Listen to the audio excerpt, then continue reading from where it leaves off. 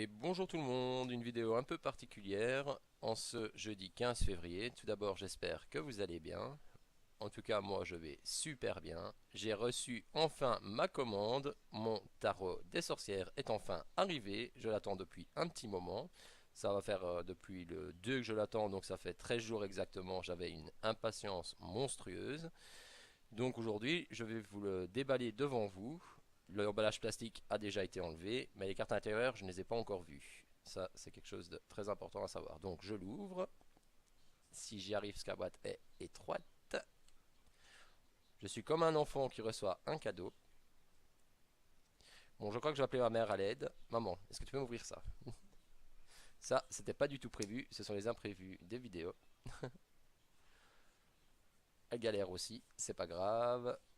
Je vais meubler le temps comme je peux. Voilà, voilà. Il est ouvert. Merci. Merci. Voilà. Bon, il y a encore du plastique, dis donc. Comme quoi, je n'ai pas déballé avant. C'est la galère. Bon, on y va avec les dents. Voilà. Ça, c'est fait comme ça. Hop, je le déballe. J'enlève le plastique qui est autour. S'emballer pire qu'un trésor, hein, dis donc. Voilà, le plastique est retiré. Ici, nous avons la carte du 3 d'épée. Une carte qui me paraît magnifique.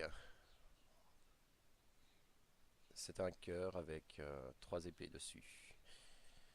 La face arrière du jeu. Et donc le 3 d'épée, un cœur qui est transpercé. Nous avons la carte de la lune ici. Je vais le tenir autrement. Voilà. Une dame qui est perdue dans la forêt avec 2 loups et qui est légèrement éclairée. La carte de la lune.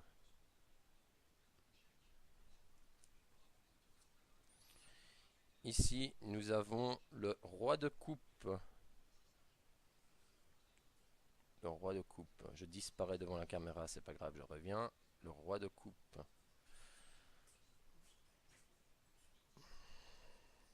Ce jeu me paraît être magnifique. La reine d'épée. Ici, c'est la reine d'épée.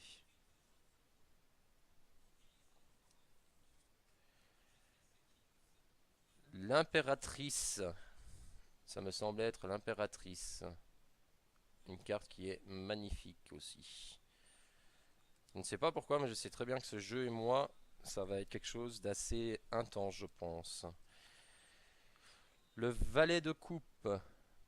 Ici, nous avons le valet de coupe. Je disparais, je réapparais. La mise au point, le valet de coupe, avec cette magnifique vague que l'on voit en arrière-plan. Le valet de coupe qui paraît quand même être un enfant, hein, dis donc. L'ermite.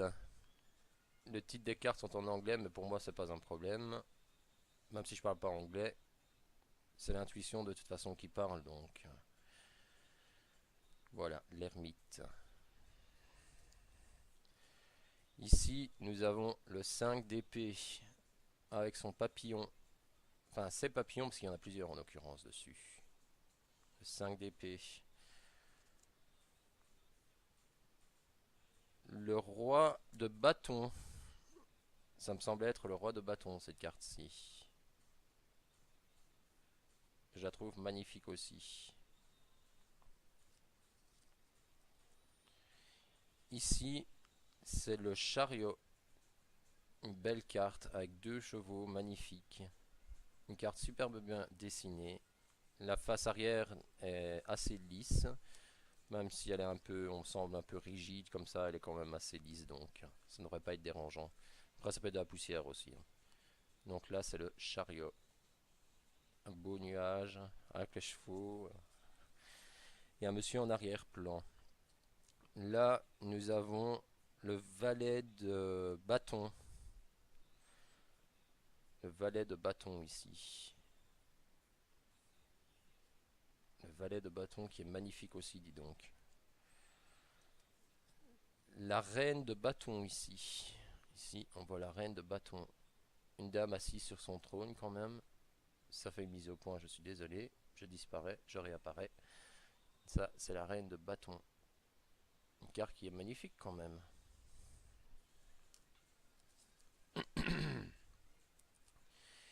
Ici, nous avons le roi de pentacle. Toujours un monsieur assis sur son trône qui tient son pentacle en main, tranquillement. Avec un ciel qui semble assez fleuri dans le sens où il y a les arbres au-dessus. Ici, nous avons le roi d'épée. Le roi d'épée, donc, qui est assis toujours sur son trône aussi. Les rois sont assis sur des trônes, visiblement. Une belle carte, je trouve, quand même. Là, nous avons le valet d'épée, qui est clairement un jeune homme. Là, je pense que ce n'est plus du tout un enfant. C'est vraiment une carte qui représente un jeune homme. On le voit clairement dans... On le voit bien, quoi, que c'est un jeune homme. Voilà.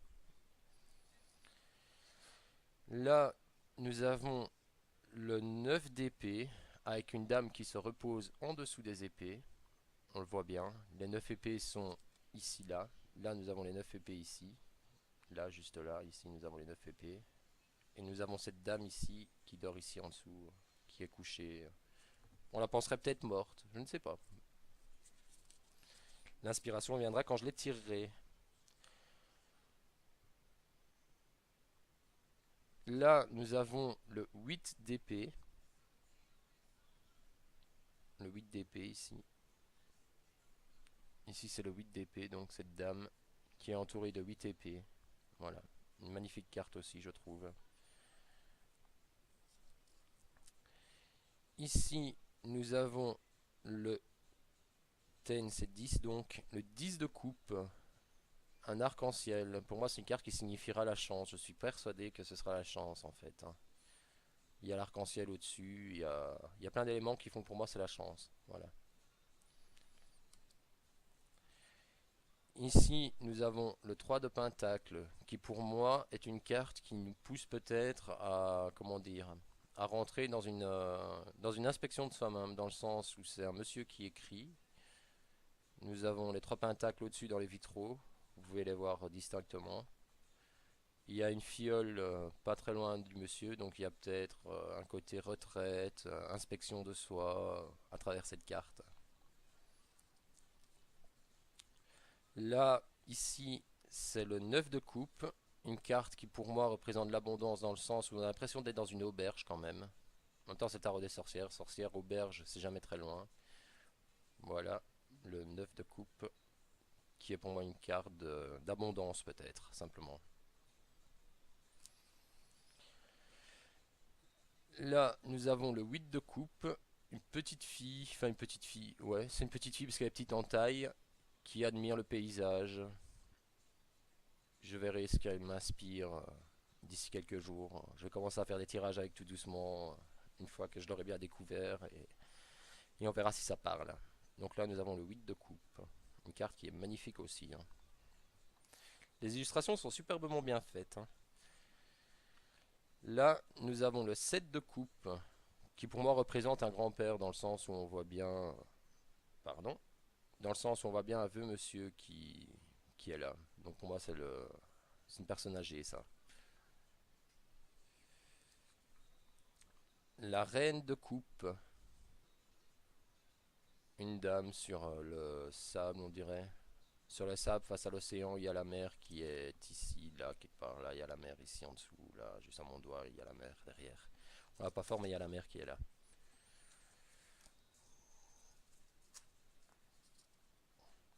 Le 3 de coupe, une carte de réunion pour moi, de festivité, quelque chose du genre. Il y a 3 dames qui sont là, réunies, on dirait qu'elles font une célébration. Donc pour moi, c'est peut-être une carte de réunion, quelque chose comme ça.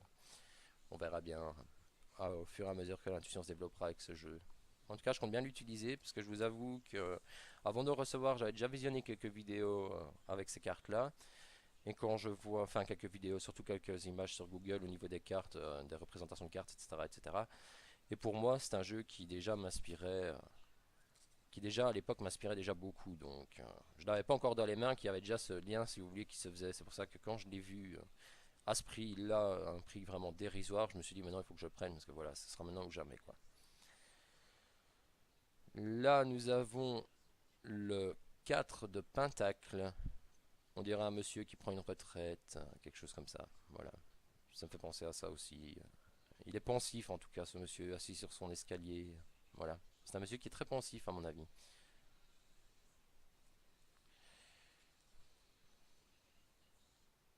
Ici, nous avons le 7 de Pentacle.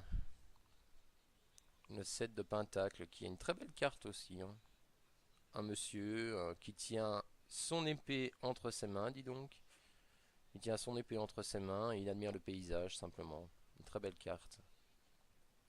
Il y a certaines cartes plus détaillées que d'autres, mais vraiment, pour moi, c'est vraiment magnifique. Ici, nous avons le cavalier d'épée. Un cavalier avec son épée en l'air, assis sur son cheval. On le voit clairement au galop. Peut-être un signe qu'il faut peut-être aller de l'avant, quelque chose du genre, quelque chose de similaire à ça en tout cas. Avancement, quelque chose comme ça.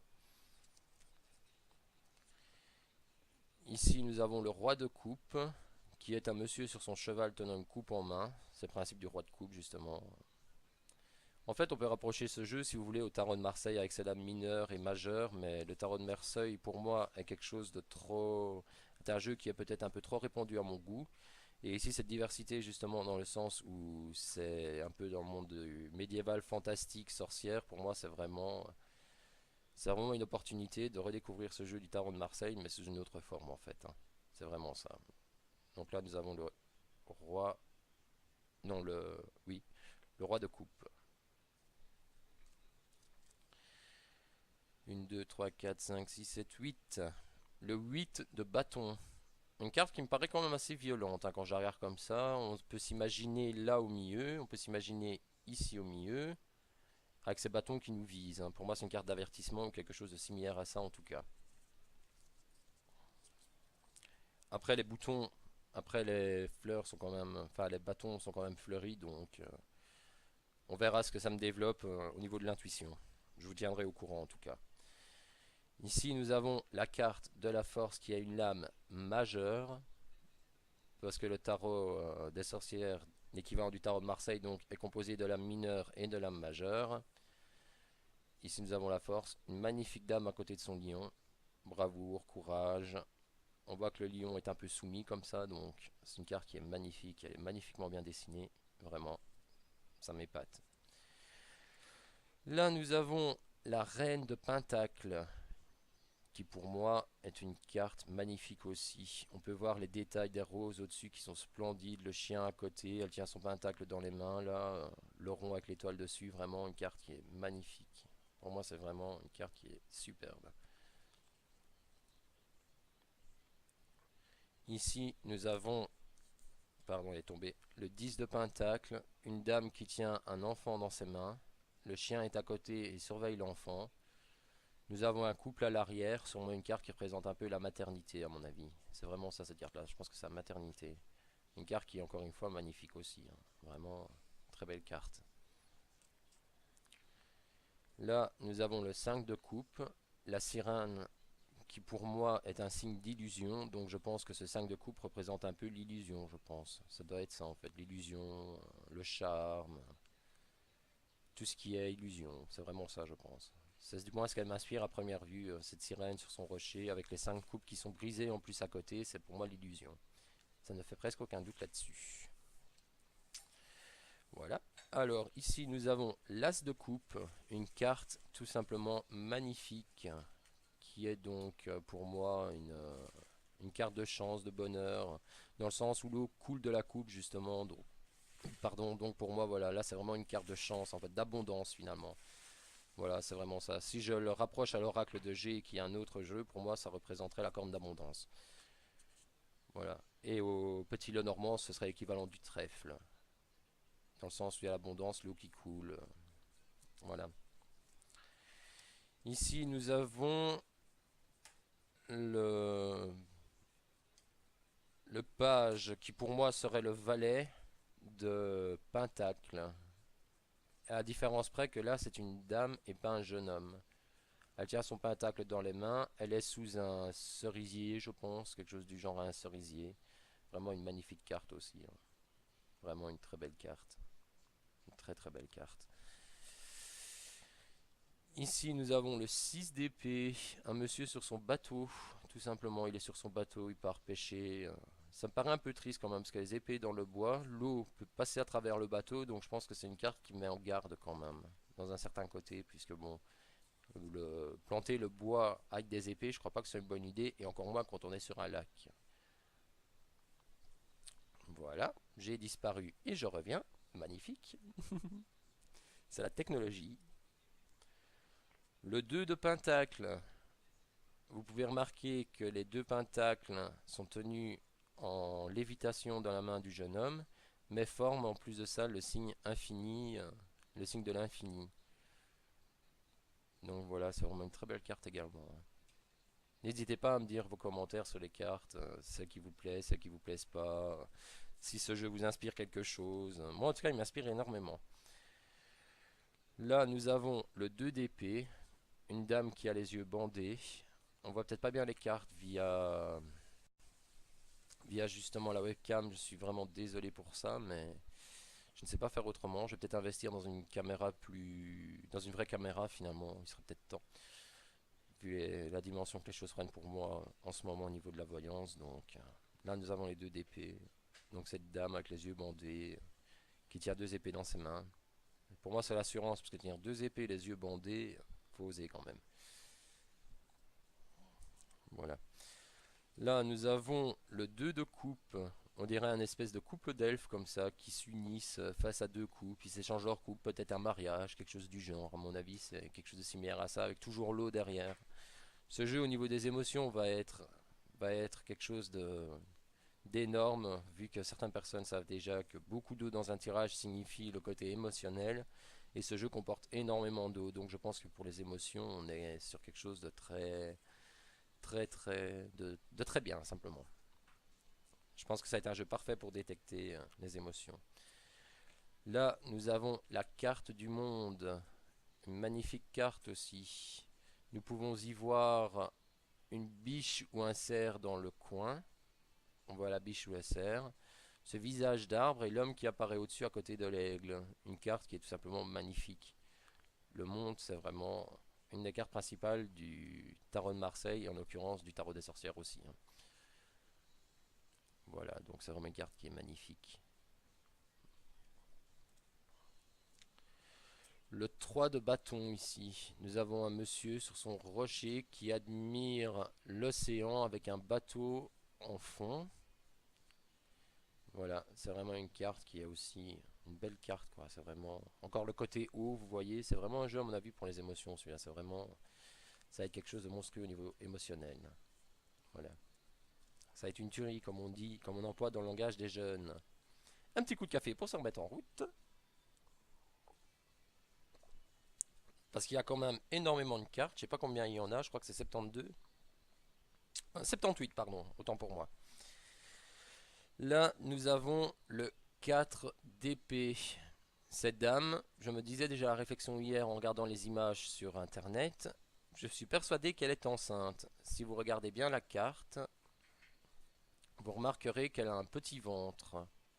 Pour moi, c'est une dame qui est enceinte, ça. Je suis quasi persuadé qu'elle est enceinte. Là, nous avons la carte du pendu. Une carte qui est généralement mauvaise, mais pas que. Nous avons la carte du pendu avec le corbeau qui est au-dessus de l'arbre et le pendu qui est pendu à cet arbre, les pieds en l'air, la tête en bas, forcément. C'est un pendu, me direz-vous. Par contre, il y a quelque chose au niveau de la tête, j'ai pas regardé ce que c'était. C'est un relief au niveau de la tête, on dirait une auréole ou quelque chose du genre, je sais pas, peut-être. Je sais pas, peut-être une erreur d'impression ou quoi. Faudra peut-être que je me renseigne sur cette carte. Voilà. Donc là, c'est le pendu. Une carte qui est tout simplement belle aussi. Même si c'est une carte négative, elle est magnifiquement bien dessinée. On dirait que l'arbre se trouve dans les nuages, hein, par contre. On ne voit pas de sol au niveau des détails arrière, à l'arrière-plan de la carte, on ne voit pas de détails. On dirait vraiment qu'elle est suspendue dans les nuages en fait. L'arbre est dans les nuages, c'est vraiment l'impression que ça me donne. Ça peut être la distraction en fait, voilà. Là, nous avons le haut prêtre avec ses deux clés qui, j'avoue, ne m'inspire pas grand-chose pour l'instant. Il me paraît un peu pas manipulateur, mais il me paraît un peu, comment dire, un peu, je ne sais pas, son visage ne m'inspire pas quelque chose de bien. Je vais analyser cette carte plus en détail pour voir ce que ça peut être. Avec ce jeu, sachez une chose très importante, je ne lirai aucun livre au niveau des interprétations ou quoi que ce soit, j'irai vraiment à l'intuition. Ce sera vraiment quelque chose d'intuitif pour moi, ce sera vraiment une découverte intuitive. Parce que généralement quand on lit des livres, on est inspiré par ces bouquins, mais après on peut se perdre. Donc c'est pourquoi moi personnellement, oui d'accord, je lis deux trois livres au niveau du Lenormand et tout, mais je garde principalement mes interprétations en moi, parce que bon, comme vous devez le savoir, certains jeux diffèrent l'un de l'autre, enfin certains livres diffèrent l'un de l'autre. Une personne va vous dire que telle carte c'est ça, telle carte c'est ça, c'est pour ça que moi personnellement je préfère utiliser l'intuition au niveau du jeu, surtout quand c'est un nouveau, ici c'est un nouveau jeu. Je le testerai avec certains consultants bien sûr gratuitement, donc n'hésitez pas à me faire un message si jamais vous êtes intéressé à ce niveau-là. Et nous testerons ce jeu ensemble au niveau intuition pour voir si effectivement j'ai ce lien qui se fait avec. Voilà. Ici nous avons le 10 d'épée qui est une carte assez lugubre dans le sens où nous avons une chouette au-dessus. Non pas que j'aime pas les chouettes décidément, les chouettes, les chats ça commence à faire un peu beaucoup. Mais cet arbre est un peu... ouais, l'arbre est mort finalement, donc c'est une carte qui m'inspire la crainte quand même. Puis toutes ces épées plantées, là, il faudra quand même faire attention, je pense, à cette carte. Elle mérite une attention particulière, je pense. Voilà, donc le 10 d'épée, qui est une carte tout simplement magnifique. Même les dessins lugubres dans ce jeu ne vous font pas peur, c'est ça qui me fait assez... c'est ça qui me donne envie de travailler avec ce jeu finalement. Ici, nous avons la carte de l'amour, avec cet ange, ce couple en dessous et cet ange au-dessus qui veille. Un couple parfait, voilà. L'amour est protégé, vraiment. Là, c'est le message est clair, l'amour est protégé. Dans le sens où il y a cet ange là, voilà. La carte, pardon, de l'amour. Magnifique carte, vraiment. L'as de bâton avec son papillon au-dessus. Une carte qui pour moi représente la renaissance, le renouveau, vu que le papillon est généralement signe de renouveau. Voilà, l'as de bâton qui est vraiment magnifique. Avec ce soleil là, ce coucher de soleil en fond, c'est splendide, une magnifique carte, vraiment. Magnifique carte. Là, nous avons la carte du fou avec son chien. Je me faisais aussi des réflexions sur cette carte hier, dans le sens où le chien me paraît plus intelligent que l'homme. L'homme se tient au bord du vide, avec son bâton, je pense. Hein. Ouais, c'est ça, c'est un bâton, avec son sac. Son bâton est dans le vide, l'homme est au bord du vide, et le chien va dans la direction opposée à l'homme. Cet homme est prêt à tomber dans le vide alors que son chien est plus intelligent que lui vu qu'il est au sens opposé à la chute en fait. Hein. On voit clairement là en dessous qu'il n'y a pas de... Voilà, là on voit bien qu'il n'y a rien en dessous quoi. Je réapparais, voilà. Il n'y a rien en dessous donc il peut tomber dans le vide à tout moment. Son chien est plus intelligent que lui. Voilà. Ça est ce que m'inspire cette carte. La méfiance peut-être, l'imprudence, voilà. La folie simplement. Se tenir au bord du vide c'est pas très intelligent. Là, nous avons le 4 de bâton. Encore une fois, une célébration. On voit bien ce côté célébration. Elles sont sous une arche de fleurs avec les quatre bâtons qui soutiennent les fleurs et elles dansent au bout de lianes de fleurs. C'est une carte de célébration pour moi, vraiment. Une carte de joie et de bonheur. Voilà. Le 4 de bâton. Ici, l'empereur. L'empereur, qui, vous le savez peut-être, dans le tarot de Marseille, représente la figure paternelle. Ici aussi, nous avons le père assis sur le trône, en l'occurrence l'empereur, et les enfants qui s'éloignent. Mais il surveille du regard, vraiment. Il est tourné en direction de ses enfants, on le voit bien. Même s'il est assis en direction opposée, on voit que son regard est tourné vers les enfants. C'est quelque chose de très important les détails dans les jeux de cartomancie, hein, vraiment. Il n'y a pas besoin de bouquin en fait, juste à regarder la carte, on doit avoir des interprétations qui nous viennent. Ici, nous avons le Knight, c'est le cavalier, hein, je pense, oui. Le cavalier de Pentacle Une magnifique carte également, hein. Ce cavalier là qui se tient droit sur son étalon noir avec le soleil en arrière-plan. Voilà. Je sais pas ce qu'elle peut m'inspirer, on verra pendant les tirages si elle m'inspire quelque chose, mais là j'avoue qu'elle m'inspire pas grand-chose. Là nous avons le 6 de coupe. Ces deux enfants qui jouent avec les coupes à côté d'eux, c'est magnifique. Ils sont dans une prairie, c'est vraiment une magnifique carte également. Vraiment une très belle carte. Elle est trop belle. Le 9 de pentacle ici, nous avons le 9 de pentacle avec cette dame qui se tient. Le 9 pentacle à côté, c'est vraiment aussi une très belle carte, hein. Les dessins sont, je sais pas ce que vous en pensez de votre côté, mais les dessins sont magnifiquement bien faits.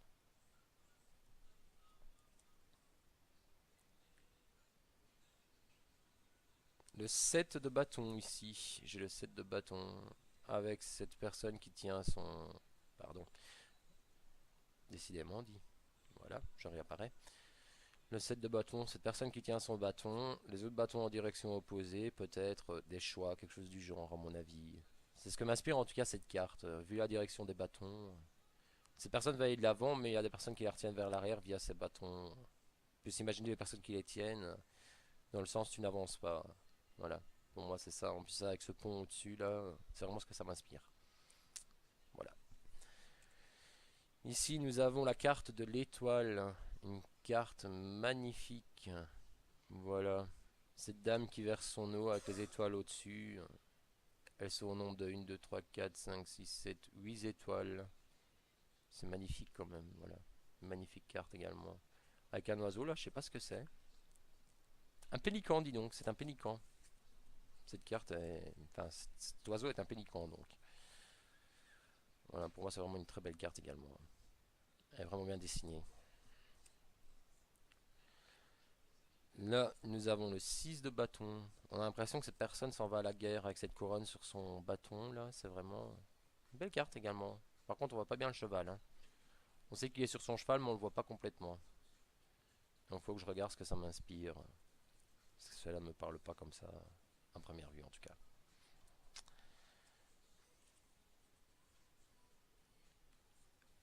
Alors, nous ne sommes pas dans Star Wars, mais ici nous avons le côté obscur. Ça se voit clairement. Les gens sont effrayés. C'est vraiment une carte qui me paraît assez sombre. C'est là clairement, c'est le côté obscur, c'est sombre.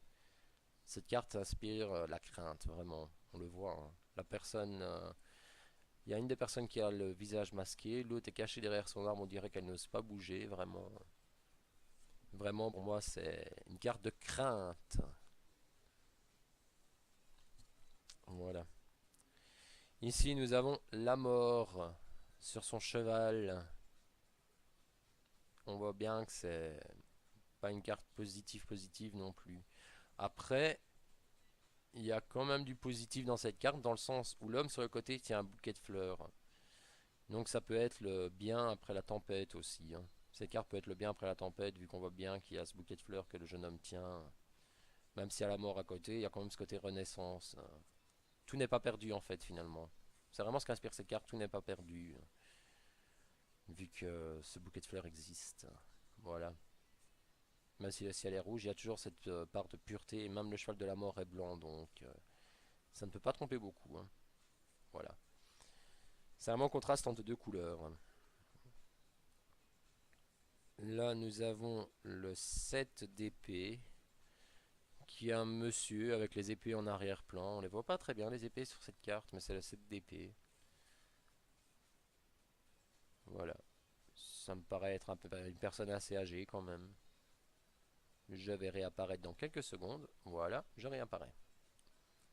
Voilà, le 7 d'épée, une magnifique carte aussi.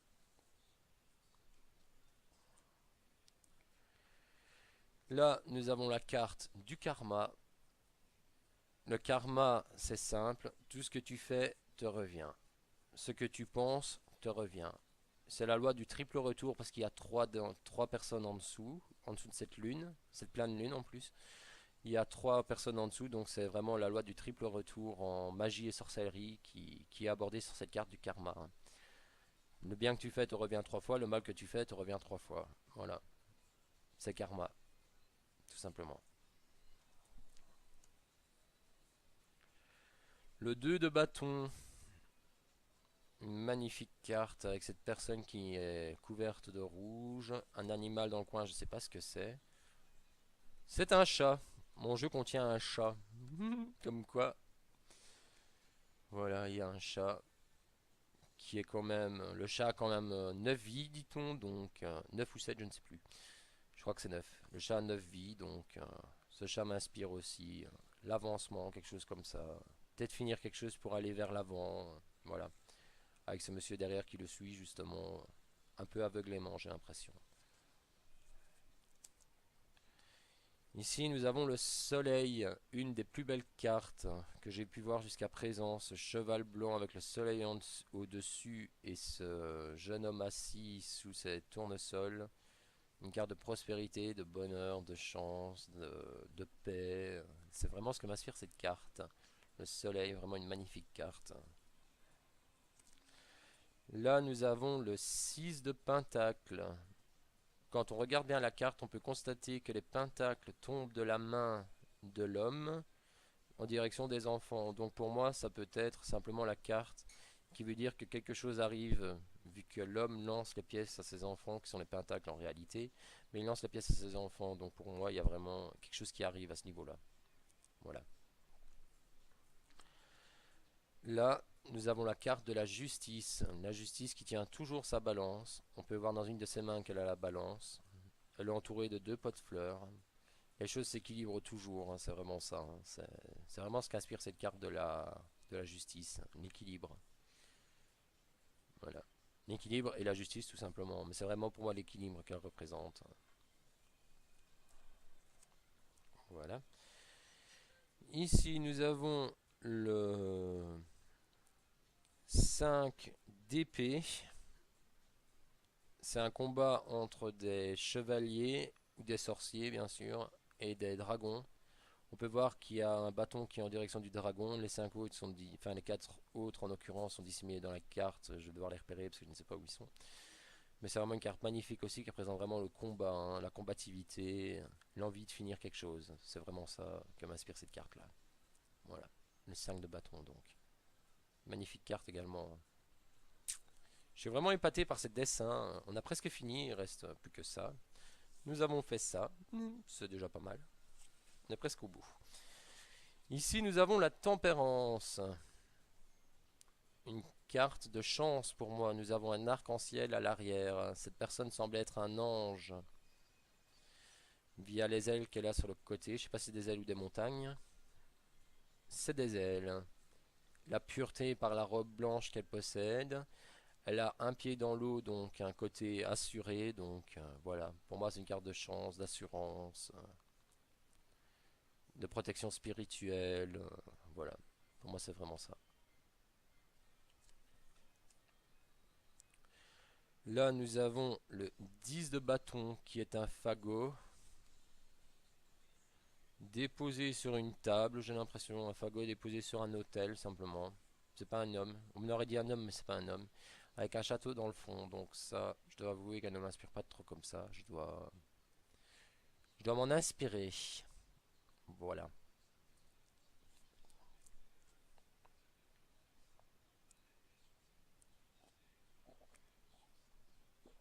Alors, nous avons ici la roue de l'année. Vu que c'est le tarot des sorcières, en fait, nous avons la roue du... Je ne sais plus comment c'est dans le tarot de Marseille. La roue du destin, je crois, si je me souviens bien, si mes souvenirs sont bons. La roue du destin ou la roue de la fortune, je ne sais plus exactement c'est laquelle des deux. Mais comme ici nous sommes dans un jeu qui parle principalement de sorcellerie, nous avons la roue de l'année qui représente tous les solstices en fait. Nous avons 8 rayons, 8 solstices. Partant de Yule à tout le reste, Mabon et tout ce qui va avec. Voilà. Vraiment une magnifique carte également. Hein. Avec les saisons représentées sur le côté. Voilà. Magnifique carte. Ici nous avons le 9 de bâton. Cette femme qui est combattante. Entourée de ses bâtons justement. Elle vient de les traverser. Donc pour moi C'est vraiment une carte d'avancement aussi, puisqu'elle a réussi à traverser les 9 bâtons qui lui faisaient barrière. On voit bien par le dessin qu'elle est en marche.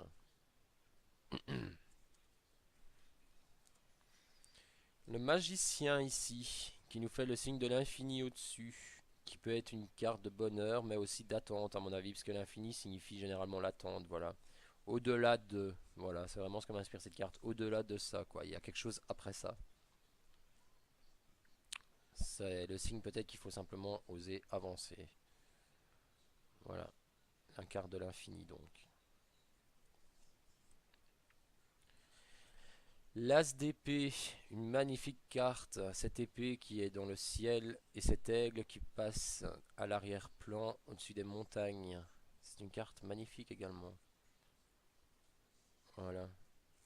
Elle me dit quand même de prendre un peu méfiance dans le sens où l'épée semble être quand même dans le vide, donc elle peut tomber à tout moment finalement. Pour ça, peut-être que l'aigle est au-dessus pour essayer de retenir la chute de cette épée justement. Donc peut-être l'aide qu'on peut vous apporter, quelque chose dans le genre à ça. Voilà. Ici, nous avons la haute, oh là là, je vais y arriver, la haute prêtresse, voilà, qui représente peut-être l'autorité féminine, la mère donc. Elle est entourée d'un chat noir. On voit le chat noir en arrière-plan devant le pilier. Voilà, la haute prêtresse. Une carte qui pour moi est assez mitigée quand même. Voilà, mais qui est quand même une belle carte, je pense. Ici, nous avons le Knight, donc le cavalier de bâton. Voilà, qui pour moi est quand même une carte de joie et de bonheur. Même si cavalier part à la guerre, on voit quand même qu'il est assuré de sa victoire, entre guillemets. Puisqu'il est quand même en armure, donc on sait qu'il va faire la guerre, il est quand même assuré de sa victoire. Si encore une fois, son bâton est fleuri. Voilà. Avec ce ciel en arrière-plan, il ne peut rien lui arriver de mal. La tour, une des cartes les plus mauvaises aussi du tarot de Marseille, qui est la maison de Dieu. Mais ici c'est la tour, on voit bien que la tour s'effondre. L'effondrement, la chute, voilà, ça c'est une carte vraiment négative. Dans tous les jeux, quel qu'il soit, c'est une carte négative. Purement et simplement, il n'y a pas de définition, c'est du mauvais. Quand cette carte sort, c'est mauvais. Voilà. Le toit ne résiste pas à la chute. Ici, nous avons l'As de Pentacle. Ce pentacle doré magnifique au-dessus de ses feuilles et en dessous de ce ciel qui est couleur orange. Donc pour moi, qui est un coucher de soleil simplement. Voilà. Donc voilà, l'As de Pentacle avec ce ciel orange à l'arrière. Carte d'abondance pour moi, carte signe d'argent, quelque chose comme ça. Voilà. Je verrai ce qui m'inspire. Je réapparais, c'est magique quand même. Hein.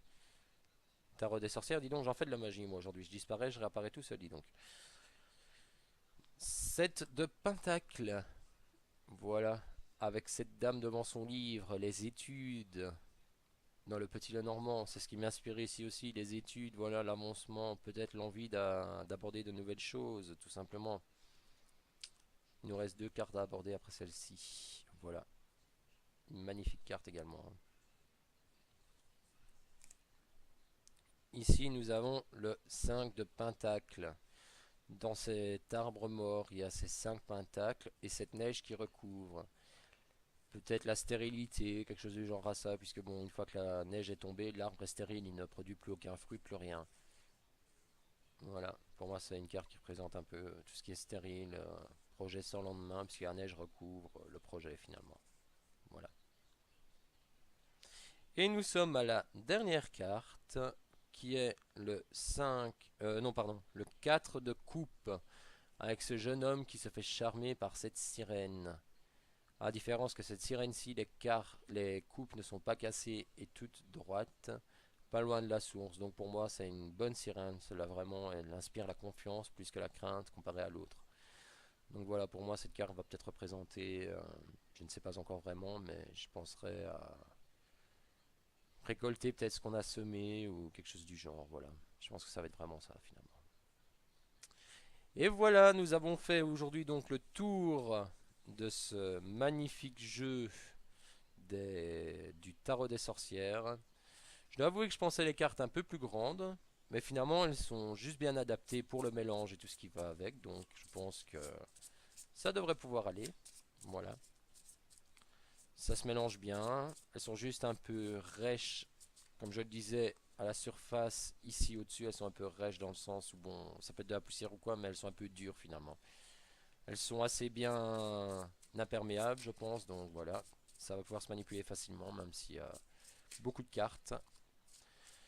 Je n'ai pas reçu de manuel avec ce livre, c'est pour avec ce livre. J'ai pas reçu de manuel avec ce jeu de cartes, c'est pourquoi je vous parle un peu au niveau de l'intuition pendant le dévoilement de ces cartes justement. En tout cas, sachez que c'est un jeu que j'ai attendu pendant très longtemps. C'est un jeu sur lequel j'ai vraiment flashé dès le départ quand je l'ai vu les premières fois. Les premières secondes que je l'ai vu, je me suis dit, celui-là, il me le faut. C'est comme ça que vous choisissez un jeu de tarot, justement, par cette attirance que vous pouvez ressentir. Le fait de l'avoir entre les mains, là, j'ai vraiment des frissons qui me parcourent. Vous pouvez le voir ici, voilà, c'est vraiment le côté frisson parce que je le tiens entre les mains. Ce jeu et moi, je pense que ça va être une grande histoire d'amour. C'est pas pour autant que je vais mettre de côté mon petit jeu normand, parce que lui et moi, c'est aussi une grande histoire d'amour, mais celui-ci, je pense qu'il y a vraiment un grand lien qui va se faire. Surtout au niveau de la guidance, je pense. C'est vraiment là-dessus que je vais pouvoir travailler avec ce jeu, justement. Le côté émotion, tout ça, tout ça. Et en tout cas, sachez que pour moi, c'est un vrai plaisir de vous l'avoir présenté. Et d'ici quelques semaines, principalement quelques semaines, voire quelques mois, parce que le temps d'apprendre un jeu, ça peut prendre quand même du temps, sauf si vraiment il y a un vrai feeling avec. Sachez que j'aurai un vrai plaisir à l'utiliser pour vous, pour tirer vos cartes, parce que voilà, c'est... Il y a vraiment quelque chose qui va se faire entre ce jeu et moi, vraiment. Mais comme je vous disais, principalement au niveau de la guidance, vu que la guidance nécessite de voir l'état d'esprit et tout, et là justement avec ces cartes de neige, tout ça, ça me permettra de voir vraiment votre état d'esprit sur le moment de la consultation en guidance, voilà. J'espère que cette vidéo vous aura plu. Je vous remercie de l'avoir visionné. N'hésitez pas à me donner votre avis sur ce jeu que je viens de vous dévoiler. Je n'hésiterai pas à mettre quelques photos des cartes sur le Facebook justement pour que vous puissiez éventuellement vous inspirer vous aussi de leur signification. Voilà. Je vous dis à très bientôt pour une nouvelle vidéo. Je vous embrasse. Ciao tout le monde. Bonne journée à vous.